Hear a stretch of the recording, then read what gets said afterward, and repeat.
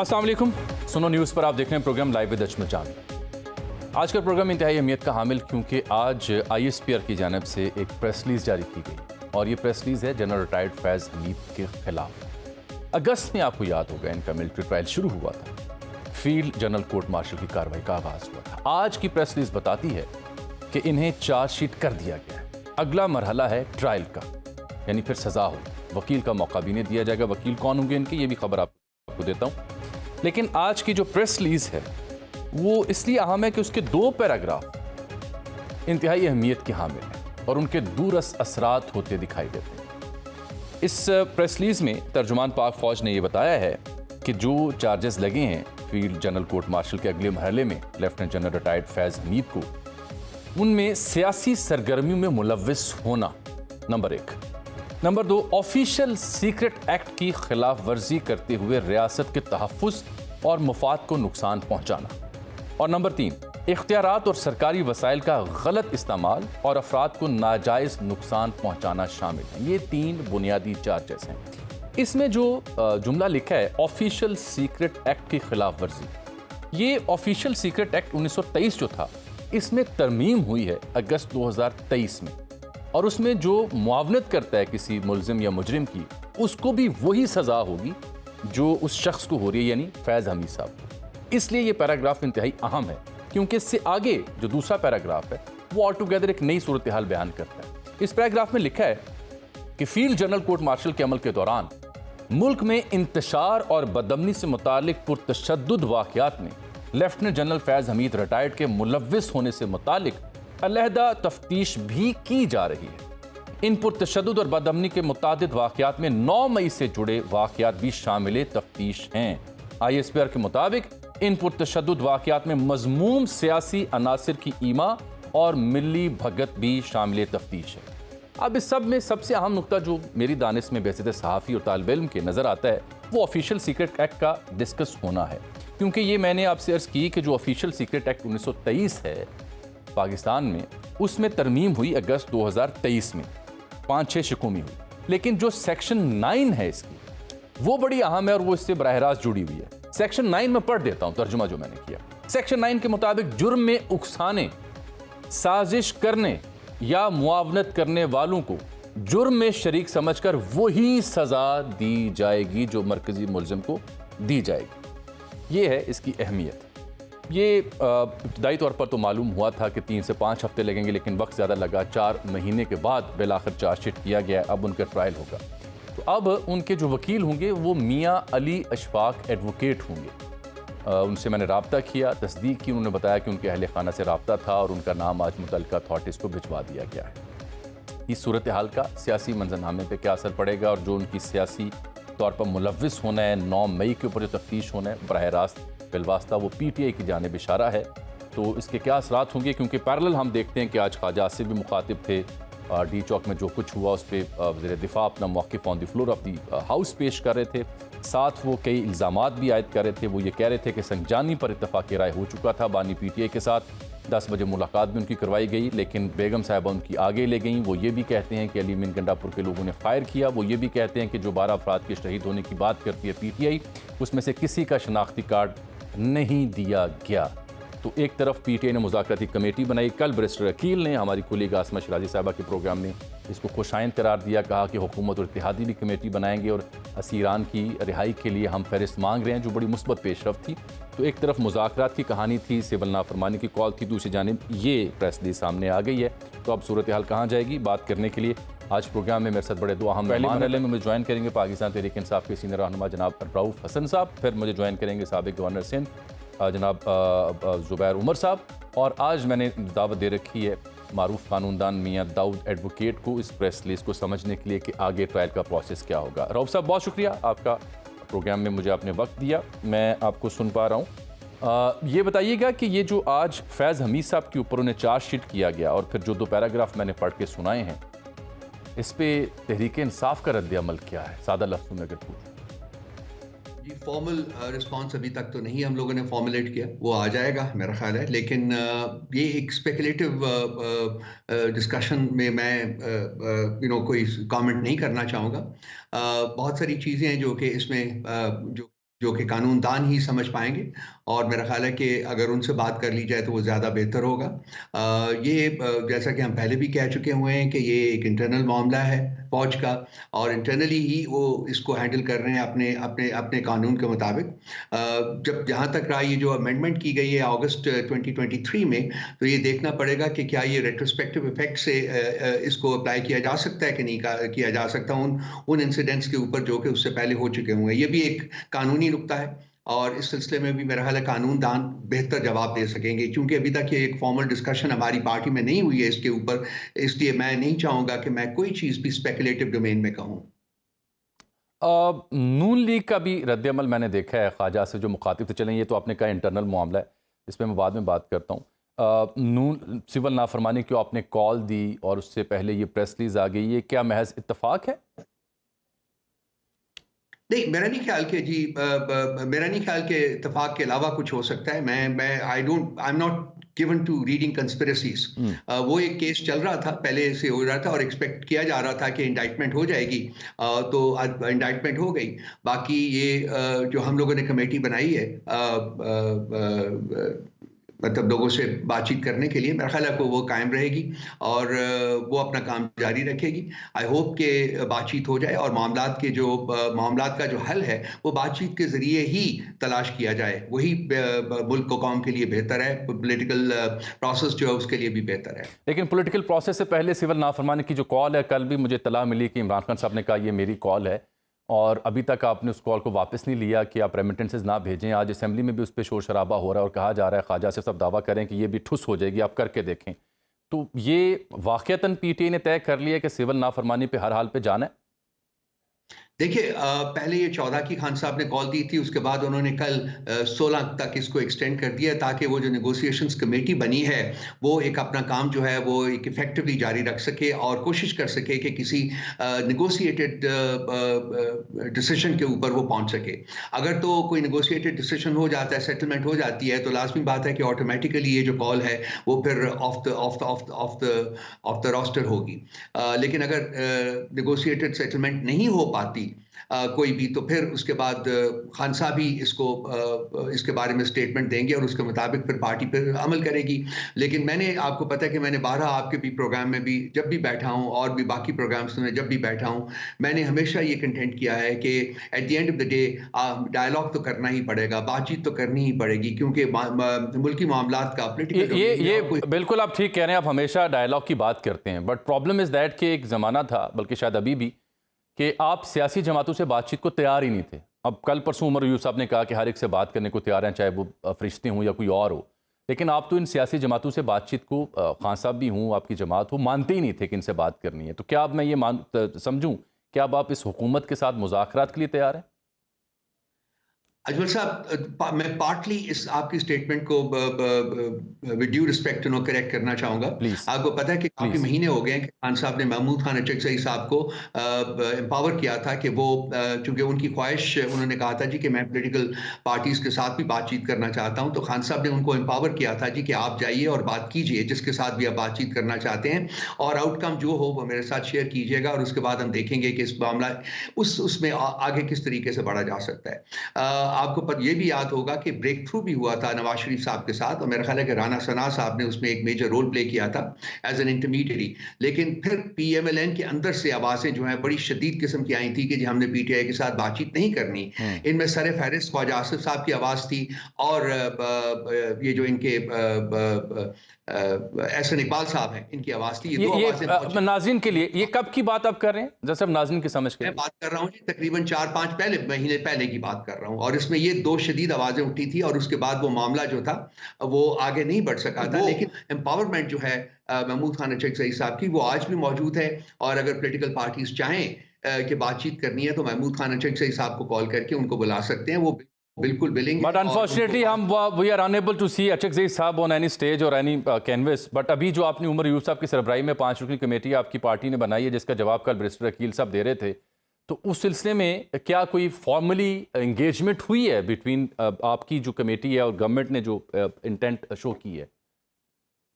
देखिए गवर्नमेंट की इंटेंशन जो आई है वो अच्छी है, जो भी हालांकि जो उनके सीनियर मेंबरान हैं उनकी तरफ से कोई स्टेटमेंट नहीं आई, बल्कि ख्वाजा आसिफ साहब की मेरा ख्याल है कि आज जो स्टेटमेंट है वो कोई इतनी ज़्यादा पॉजिटिव नहीं है। लेकिन उसके बावजूद वो कमेटी जो है वो अपना काम कर रही है। एंड मेरे जैसे बंदे के लिए मैं उम्मीद भी करता हूँ और मैं दुआ भी करता हूँ कि जी वो अपने मकसद में कामयाब हों, बातचीत हो और बातचीत के ज़रिए मामलात को हल करने की तरफ बढ़ा जा सके। बिल्कुल ठीक। अच्छा रऊफ साहब, सिविल नाफरमानी के पहले मरहले में रेमिटेंसेस ना भेजें, ये कॉल आपने दी, ऑब्वियसली दबाव बढ़ाने का मकसद होता है इसके पीछे, लेकिन इसका नुकसान किसे होगा? नुकसान तो पाकिस्तान को होगा अगर ऐसा आप करते हैं। देखिए, जब ये अभी एग्जीक्यूट नहीं हुआ, एक प्लान है हमारा जिसकी अनाउंसमेंट खान साहब ने की हुई है। इसकी एग्जीक्यूशन जब होगी तो उसमें इसके खदोखाल जो हैं वो तमाम जो हम तय करेंगे, जो अपनी डिस्कशंस के जरिए उनको फिर हम लोग पब्लिक डोमेन में लेके आएंगे। तो उसके बाद ही मेरा ख्याल है कि इसके ऊपर कोई मीनिंगफुल डिस्कशन हो सकती है। इस स्टेज के ऊपर क्या खदोखाल आएंगे, किस तरीके से हम इसको एग्जीक्यूट करने की कोशिश करेंगे, और वो भी उस सूरत में कि जो कमेटी बनी है वो अपने मकसद में कामयाब ना हो सके। तो अगर तो कामयाब हो जाती है तो फिर ये लाजमी बात है, इसको अबॉर्ट कर दिया जाएगा। लेकिन अगर नहीं कामयाब होती तो इसके खदोखाल जो हैं तमाम वो हम आपके साथ शेयर करेंगे आगे बढ़ने से पहले, और वो बेहतर वक्त होगा कि हम इसके बारे में डिस्कशन जो भी करना चाहते हैं वो कर लें। बिल्कुल ठीक। इससे पहले कि मैं जरा खालिद साहब की जो ताज़ा स्टेटमेंट है संज्ञानी और मामला पे उस पर जाऊँ, जो जहाँ से मैंने प्रोग्राम का आगाज़ किया वो मैंने 2 पैराग्राफ आपको पढ़ के सुनाए। 9 मई का जिक्र है, सियासी ईमा का जिक्र है, तो कोई पीटीआई को खदशा है कि ये मामला फैज साहब को जो चार्जशीट किया गया ये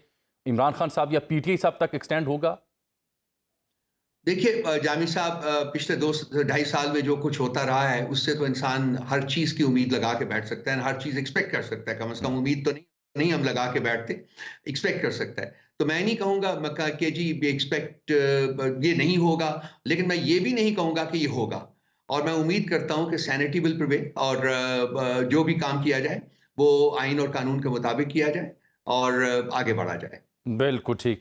ये अब मैं खालिद साहब की स्टेटमेंट पे आता हूँ। On the floor of the house defence minister है पाकिस्तान के, वो ये कह रहे हैं कि संजानी पर इत्तेफाक राय हो गया था जलसा करने का, इसलिए 10 बजे रात उनकी मुलाकात भी करवाएगी। प्रॉबेबली मिस्टर गौर को वो कोट कर रहे हैं, लेकिन बेगम साहिबा जज्बाती होकर आगे ले गई। इज इट ट्रू कि आपकी एग्रीमेंट हो गया था कि संजानी बैठना है?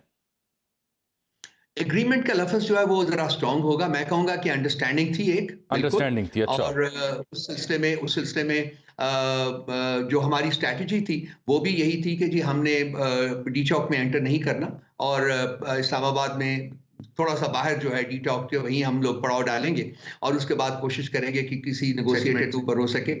जिन जिन जिन लाइंस के ऊपर आप बात कर रहे हैं जी उसके ऊपर खासी प्रोग्रेस हुई थी, और मैं बहुत सारी चीजें ऐसी हैं जो जामी साहब चाहने के बावजूद मैं बयान नहीं कर पाऊंगा इस पब्लिक प्लेटफॉर्म पे। लेकिन फिर मैं ये समझना चाह रहा हूँ, आप जैसे जो जीरक लोग हैं जो सैनिटी की बात करते हैं, जब ये अंडरस्टैंडिंग हो गई थी देन व्हाट रॉन्ग? क्यों फिर डी चौक तक ले जाया गया और क्यों वो सूरत हाल दरपेश हुई कि बाद में क़यादत खुद वहां से निकल गई? जामी साहब, मैं उंगली हमेशा अपने तरफ उठाता हूं और कोशिश करता हूं कि अपने अंदर झांक के देखूं कि मुझ में क्या कमजोरी है, मैंने क्या गलती की। मैं किसी के ऊपर उंगली उठाने का कायल नहीं हूं और मैं उठाने की कोशिश भी नहीं करूंगा। देखिए, हीट ऑफ द मोमेंट में बहुत कुछ हो जाता है। पॉलिटिक्स जो है, पॉलिटिकल वर्कर्स जो हैं, और बहुत कुछ और बहुत सारे और फैक्टर्स होते हैं जो मौजूद होते हैं। एट टाइम्स चाहने के बावजूद भी कंट्रोल नहीं हो सकते। तो जो होना था वो तो अब हो गया है। मैं चाहूंगा कि इससे आगे बढ़ा जाए और मामलात को इस तरीके से आगे बढ़ाया जाए कि मुल्क और कौम की बेहतरी हो सके, और तमाम जो जैसा कि मैंने पहले अर्ज किया है कि पॉलिटिकल प्रोसेसेस जो हैं वो स्ट्रेंथन हो, उनको और ज़्यादा फौकियत मिले, और उसी के जरिए ठीक। अच्छा रऊफ साहब, ये खालिद साहब ने आज कहा कि आपने 12 अफराद की शहादत का जिक्र किया, किसी का शनाख्ती कार्ड आपने नहीं दिया। वो ये भी कह रहे हैं कि गंडापुर साहब के गार्ड्स ने फायरिंग की है। तो 12 लोगों की शहादत का अगर केस है तो वो खालिद साहब जो on the floor of the house कह रहे हैं कि शनाख्ती कार्ड तक या डिटेल नहीं दी, क्यों नहीं दी गई?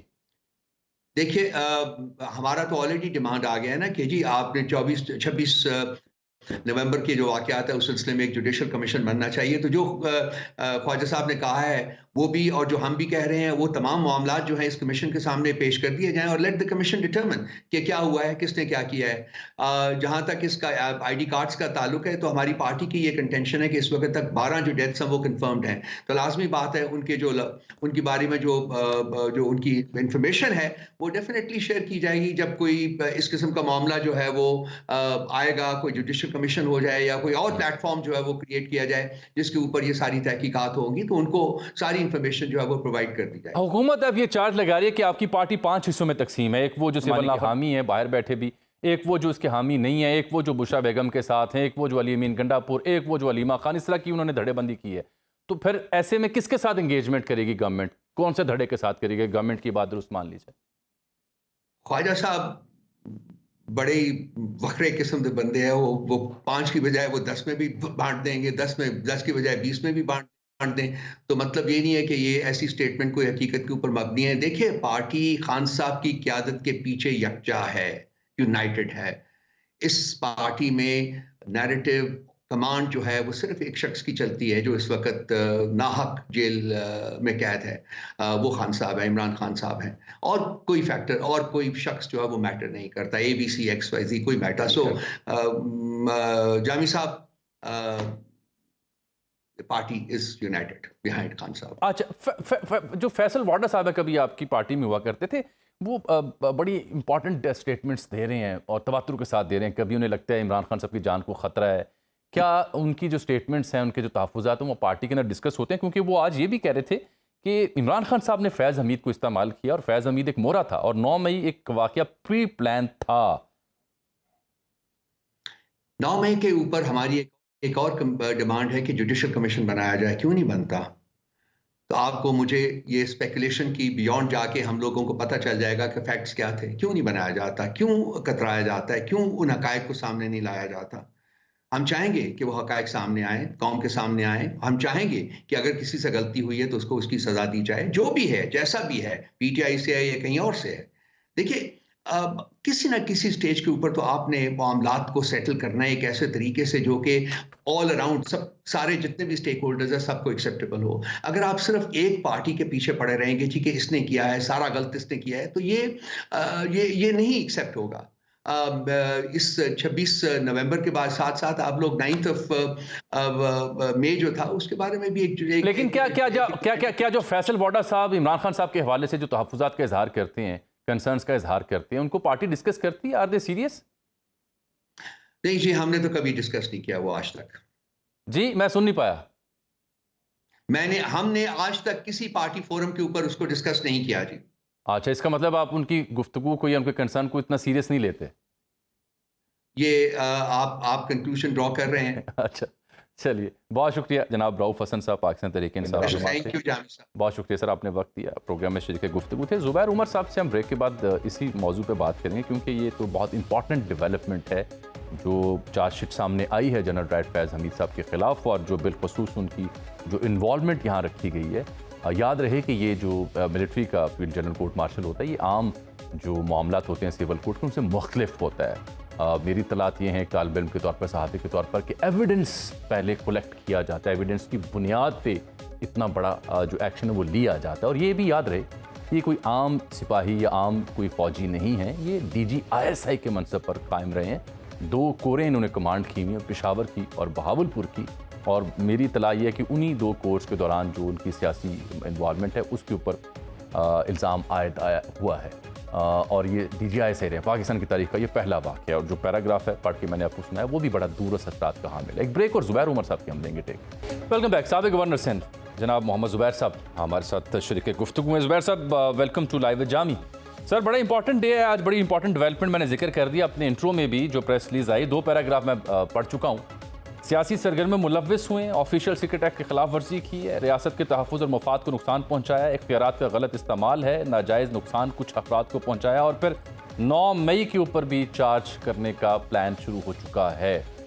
ये जो आज की प्रेस रिलीज़ है बड़ी अनप्रेसिडेंटेड कि DG ISI पहली बार हुआ है कि उनके ऊपर फील्ड जनरल कोर्ट मार्शल हो रहा है उनका। ये मामला कहाँ जाएंगे इस प्रेस रिलीज़ के बाद? सूरत हाल क्या है आपकी नज़र में? देखें वो तो जो लोग ये कहते थे ना कि शायद कोई बातचीत होगी और शायद कुछ ऐसा होगा कि इमरान खान के साथ बातचीत के नतीजे में वो बाहर आ जाएंगे और कोई रिकन्सिलिएशन नज़र आने की बात हो रही थी।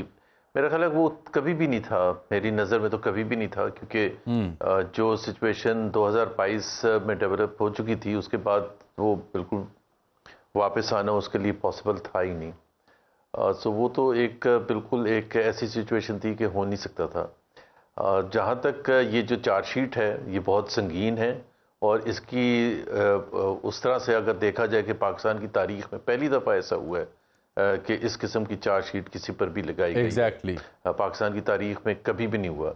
और ऐसा नहीं है कि पाकिस्तान के जो आईएसआई के सरबराह रहे हों, चाहे वो रिसेंट पास में जनरल शुजा पाशा हों या पुराने जितने भी हमारे थे, या जनरल ज़हीरुल इस्लाम जिनको डायरेक्टली नवाज शरीफ साहब ने एक्यूज़ किया है, बार बार एक्यूज़ किया है of his involvement behind the 2014 धरना, और उनके अलावा भी तो किसी को भी चार्जशीट नहीं किया गया, किसी को भी कटहरे में नहीं लाया गया, किसी पर भी इल्ज़ाम इस तरह से नहीं लगाया गया कि जी आप आएँ और उसका आपको जवाब देना है। क्योंकि जब आप ये किसी पर चार्ज लगाते हैं तो इसका मतलब ये होता है कि सियासी सरगर्मियों में मुलव्वस होना।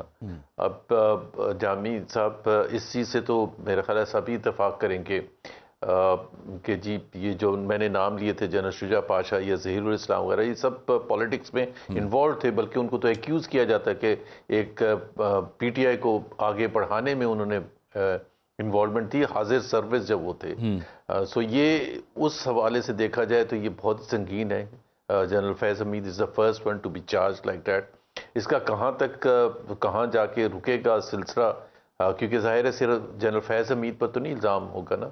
जनरल फैज़ हमीद ने अगर कुछ किया था, मुलव्विस थे, तो उसका मतलब ये भी होगा कि उन्होंने किसको हेल्प करने की कोशिश की थी और किसने हेल्प लेने की कोशिश की थी।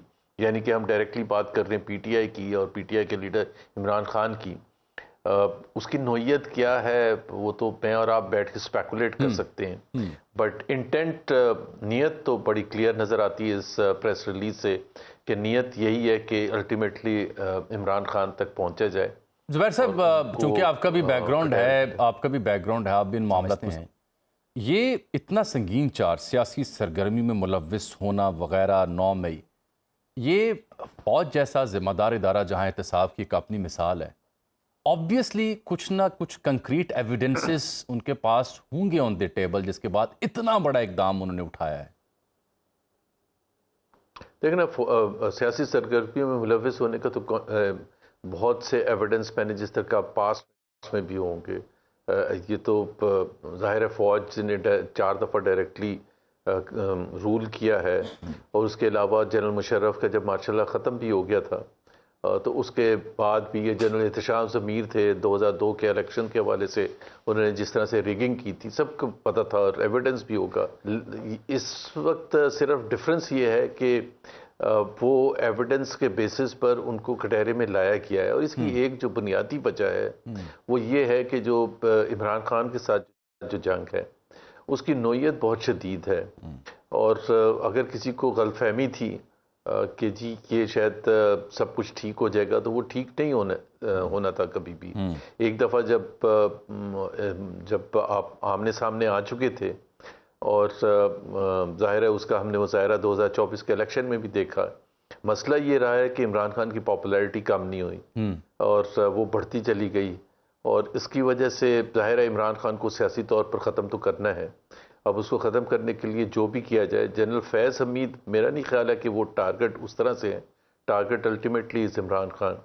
सो जो भी होगा मैं तो नहीं कह सकता, और ना मैं दिफा कर सकता कि अगर कोई क्या एविडेंस है, क्योंकि वो तो मतलब मैं ये समझ पा रहा हूँ कि यू आल्सो एंटिसिपेट कि यहाँ मामला नहीं रुकेगा बल्कि it will lead towards Imran Khan and PTI. Absolutely, बिल्कुल, इसमें तो कोई शक नहीं है कि ये वहाँ जाके बात रुकेगी। इमरान खान, पीटीआई तो बाकी जो भी है वो तो जो लीडरशिप उनकी है वो तो मायने नहीं रखती है जब तक इमरान खान तक हाथ ना डाला जाए। इमरान खान के ख़िलाफ़ और भी बहुत से केसेस हैं, हमने देखा कि ज़्यादातर केसेस में वो बरी हो गए हैं।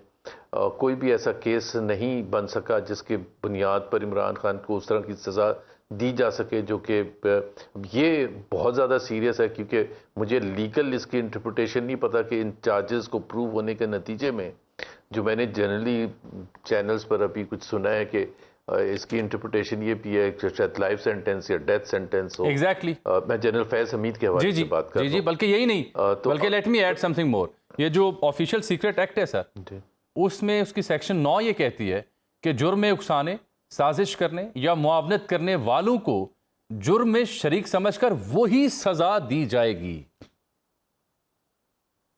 मावनत करने वाले, तो जाहिर सी बात है सिर्फ एक जनरल फैज हमीद तक बात तो डेफिनेटली नहीं रुकेगी और इसके संगीन इम्प्लीकेशंस होंगे। इवन अगर मैं कहूँ जामी कि अगर इमरान खान तक बात ना भी पहुंचे, मतलब उस तरह से सजा के तौर पर ना भी पहुंचे, अगर सिर्फ जनरल फैज हमीद तक सजा की बात होगी तो उसके भी बहुत far reaching long term consequences होंगे पाकिस्तान के हवाले से।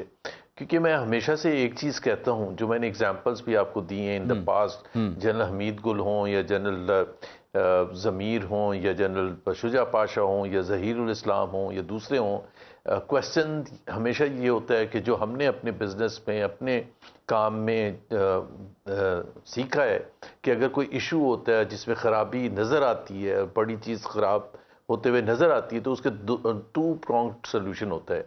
एक तो ये होता है कि ये क्या क्या हुआ, दूसरा जो सबसे ज्यादा इंपॉर्टेंट होता है, क्या हमने इस चीज को फिक्स कर दिया for all times to come. क्या आजकल तो नहीं ऐसा कुछ हो रहा कि जी दोबारा से हमें पता चले कि जी इसी किस्म का कोई चार्ज लगाया जा सके। सो वो जो दूसरा पॉइंट है उसमें फिर उस शख्स तक नहीं बात उठती है, वो फिर ये होता है कि जी हमने क्या प्रॉब्लम फिक्स कर दी है और ये प्रॉब्लम होता क्यों रहा है। मेरी नज़र में उसकी जो एक सबसे बड़ी वजह यह है कि जब आप अनलिमिटेड पावर्स किसी को भी देंगे तो वो अनलिमिटेड पावर्स जिसमें चेक्स एंड बैलेंसेस ना हो, कोई कंट्रोल ना हो, डिसीजन मेकिंग सिर्फ एक शख्स के हाथ में हो या दो लोगों के हाथ में हो, तो फिर इस किस्म की चीजें होने का बहुत ज्यादा इम्कान होता है। क्या मैं ये समझाऊं जुबैर साहब के, that is the big question, बहुत अहम सवाल है। मैं ये समझाऊं कि अब जो कोई रिकॉन्सिलिएशन की कोई बात थी या उम्मीद थी, आपके तबसरे से मैं ये समझाऊं कि it doesn't exist any more now. It never existed actually, ये सिर्फ गलतफहमी थी। It never existed. जो मैं तो सिर्फ PMLN के पॉइंट ऑफ व्यू से कह सकता हूँ, क्योंकि मैं उस पार्टी में था 2022 में भी 2023 में भी। जो थिंकिंग थी मिडिल 2022 में वोट ऑफ नो कॉन्फिडेंस के चंद माह के बाद, वो ये थी कि जी इमरान खान को ख़त्म करना है सियासी तौर पर। Let me be very clear, not otherwise नाउजुबिल्ला। तो वो सियासी तौर पर उनको ख़त्म करना है, उसके लिए सच झूठ जो भी होगा वो सब तक जाएंगे, उनके खिलाफ घड़ा जाएगा, उनको पकड़ धकड़ होगी, डराया धमकाया जाएगा, वो सब कुछ उसी का सिलसिला है। बहुत बहुत बहुत शुक्रिया जुबैर साहब। फिर इलेक्शन, जुबैर साहब बहुत शुक्रिया। वक्त की किल्लत, इसी मौजू पे आज आपसे मैंने राय लेनी थी। यहाँ ब्रेक, और जो कानूनी तौर पर अगला इसका अमल है कि चार्जशीट के बाद ट्रायल, और फिर क्या होगा। कानूनी माहिर मारूफ मियाँ दाऊद एडवोकेट, वो हमें ज्वाइन करेंगे छोटी सी ब्रेक के बाद। लाइव वजाय में खुशामदीद। तशरीफ़ रखते हैं प्रोग्राम में मेरे साथ मारूफ कानूनदान मियाँ दाऊद एडवोकेट। दाऊद साहब, आप इस इशू पे एक अरसे से नज़र रखे हुए हैं और आपकी एक्सपर्टीज़ दी है, इसीलिए आपको जहमत दी।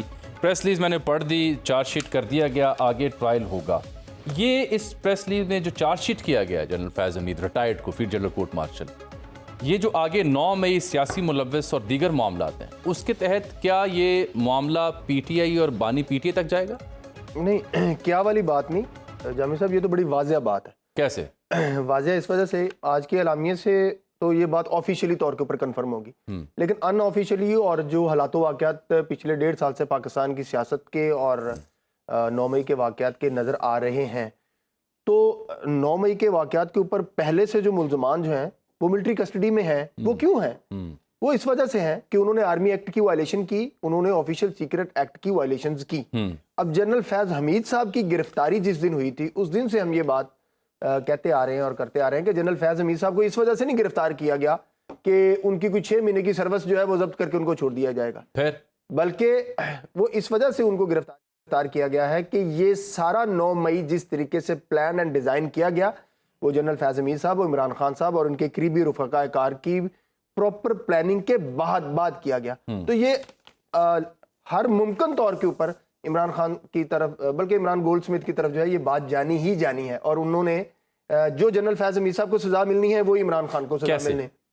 उसकी रीजन और क्यों, वो उसकी रीजन किस कानून के तहत? जी मैं बताता हूँ। जब हम ऑफिशियल सीक्रेट एक्ट, जिसका आज ISPR की प्रेस रिलीज में जिक्र है ना, जी है, उसकी जब हम सेक्शन 9 को पढ़ते हैं, वो सेक्शन 9 अबैटमेंट और इंसाइटमेंट्स को से मुतल्लक है। वो मैंने उसका उर्दू तर्जुमा किया जी तर्जुमा करते हैं कि जुर्म में उकसाने, साजिश करने या मुआवनत करने वालों को जुर्म में शरीक। लेकिन उसके साथ एक सेक्शन है उससे पहले, सेक्शन 31C इसी ऑफिशियल सीक्रेट एक्ट, इसी ऑफिशियल सीक्रेट एक्ट की, जो ये कहती है कि आप कोई भी सीक्रेट इंफॉर्मेशन किसी ऐसे गैर मुजाज बंदे को कम्युनिकेट करते हैं, इंफॉर्मेशन पास ऑन करने का लफ्ज है, करते हैं, और वो उसको तशद्दुद के लिए अपने मजमूम सियासी मकासद के लिए या किसी और गलत मकासद के लिए इस्तेमाल करता है, तो उसकी सजा जो है वो 14 साल है। लेकिन आपने ऑफिशियल सीक्रेट एक्ट को अकेले नहीं पढ़ना, आपने इसको अकेले नहीं पढ़ना, आपने इसको आर्मी एक्ट के साथ मिला के पढ़ना है। और जब आप आर्मी एक्ट की सेक्शन 31 को, 33 को, 42 को, 50 को, 57 को और 58 को पढ़ते हैं ना, तो उसमें बिल्कुल वाज़ेह तौर के ऊपर ये जो हालात वाक़यात 9 मई के बने, डिज़ाइन हुए, प्रोपोगेट हुए और फिर उनको इस्तेमाल किया गया, वो सीधे सीधे म्यूटनी की डेफिनेशन में आते हैं। म्यूटनी, बगावत। जी बिल्कुल, बगावत के ये बड़ा संजीदा चार्ज है जो ये आर्मी एक्ट और ऑफिशियल सीक्रेट एक्ट को मियां दाऊद एडवोकेट मिला के पढ़ रहे हैं। जी, तो इसका जी 9 मई के वाकये में ना जी, 9 मई वाले दिन अगर एक पुलिस कांस्टेबल को भी किसी ने जख्मी किया, वो पुलिस कांस्टेबल जो कंटोनमेंट के एरियाज में तैनात था, तो उसके ऊपर आर्मी एक्ट का इतलाक होगा और उसको दैट लीड्स टू म्यूटनी।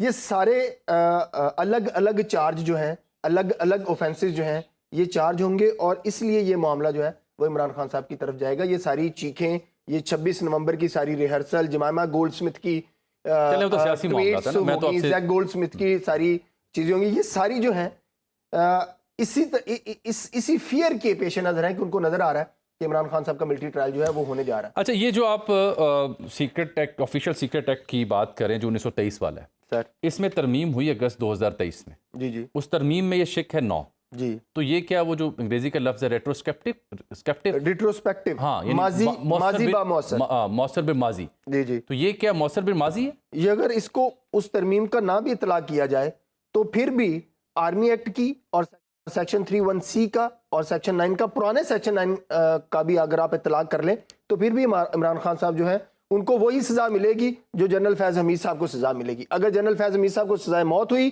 तो इमरान खान को सजाए मौत होगी, अगर उनको उम्र कैद हुई तो इमरान खान को भी उम्र कैद होगी। इसमें जो जनरल फैज हमीद साहब के खिलाफ जो चार्जशीट किया गया, चार्जशीट का मतलब है इल्जाम आयद कर दिया गया, फर्द जुर्म आयद कर दी, प्रपोज कर दिए गए, इंक्वायरी मुकम्मल हो चुकी है। अगला मरहला क्या? अगला मरहला जो है वो इसके चैप्टर 9 में डिफाइन किया गया है कि field general court martial 3 officers पर मुश्तमिल भी हो सकता है, अकेला भी हो सकता है, या जिसे आर्मी चीफ जो है वो अपॉइंट करें, और उसके बाद इसके विटनेसेस होंगे।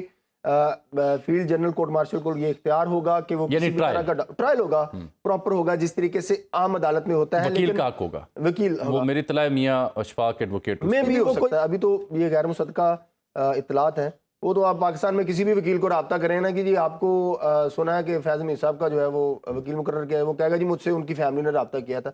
वो 500 वकील ये क्लेम करते फिर रहे हैं। इशू ये नहीं है, इशू ये है कि उनका इस तरीके से ये ट्रायल होगा, लेकिन वो एक गैर रवायती, आप जिस तरीके से आम अदालतों में तारीखें ली जाती हैं, डिले किया जाता है, ऐसा कुछ नहीं होगा। कितनी जल्दी ये मामला आपको? ये डिस्क्रिशन है जी, आर्मी एक्ट में ये लिखा हुआ है, ये डिस्क्रिशन है, ये कि वो मिनिमम 3 माह से लेके मैक्सिमम 6 माह के अंदर अंदर उन्होंने इस ट्रायल को जो है वो कंक्लूड करना है, और उसके बाद फिर इसकी कंफर्मेशन जो है वो सेक्शन 123 के तहत जो है ये जो चार्ज किया गया है जनरल रिटायर्ड फैज हमीद साहब को फील्ड जनरल कोर्ट मार्शल के तहत, इसमें मैक्सिमम मिनिमम क्या सजा होती है? मिनिमम सजा जो है वो 7 साल हो सकती है, और मैक्सिमम सजा जो है वो मेरी ज़ाती राय के मुताबिक जिन ऑफेंसेस को मैंने मुताला किया है वो उम्र कैद तक जा सकते हैं। अगर ये बात म्यूटनी की तरफ जाती है, जो कि प्राइमा फेशी मैं समझता हूं कि जाती है, बादियों नज़र में अगर 9 मई के वाक़यात को आप साथ मिला के पढ़ते हैं तो फिर मेरे ख्याल में उनको सजाए मौत जो है वो हो सकती है। या उम्र कैद, दोनों में से कोई एक सजा जो है वो होगी। और जो 14 साल की भी कैद है, 7 साल, 14 साल, उम्र कैद और सजाए मौत, ये 4 सजाएं जो हैं वो फील्ड लेट्स जनरल से कोर्ट कि ये martial. Field general court martial हो जाता है, ट्रायल उनका हो जाता है और उनको इसी में से कोई एक सजा सपोजिटली मिल जाती है, जी फिर उनके पास क्या ऑप्शन बाकी है? Supreme court? नहीं जी, उसके बाद ना आर्मी एक्ट में प्रोविजन ये है कि उस सजा की कंफर्मेशन जो है तो वो फिर आर्मी चीफ के पास अपील करेंगे। जो फील्ड जनरल कोर्ट मार्शल जो है वो सारी ट्रायल की कंफर्मेशन करने के बाद वो जो मुजरिम होगा वो अपील करेगा आर्मी वक्त चीफ मेरा के बाद, और आर्मी चीफ के बाद फिर उसको आप हाई कोर्ट के अंदर चैलेंज कर सकते हैं। हाई कोर्ट के अंदर? जी, आर्मी चीफ के फैसले के बाद, उस फैसले के से अगर आप मुतमन नहीं है तो उसको हाई कोर्ट बहुत शुक्रिया मियां दाऊद एडवोकेट साहब, आपने मुख्तसरन इसका अहवाल बयान किया। लाइव विजामी में आज के लिए इतना ही। सोशल मीडिया पल्स आज हम नहीं कर सकेंगे, सोशल मीडिया पल्स आज की यही है, जनरल फैज़ हमीद के ऊपर चार्जशीट कर दिया। इजाज़त, अल्लाह हाफ़िज़।